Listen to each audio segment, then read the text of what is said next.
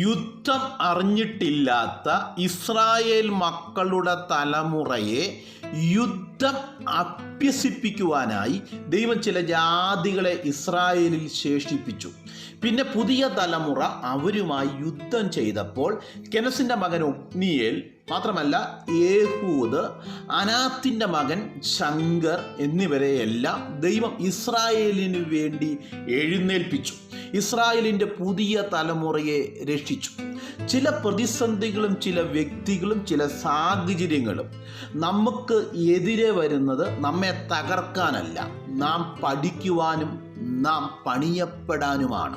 സങ്കീർത്തനക്കാരൻ പറയുന്നു, നിന്റെ ചട്ടങ്ങൾ പഠിപ്പാൻ തക്കവണ്ണം ഞാൻ കഷ്ടതയിലായിരുന്നത് എനിക്ക് ഗുണമായി. മാത്രമല്ല സങ്കീർത്തനക്കാരൻ പിന്നെയും പറയുന്നു, അവൻ യുദ്ധത്തിന് എൻ്റെ കൈകളെയും പോരിന് എൻ്റെ വിരലുകളെയും അഭ്യസിപ്പിക്കുന്നു.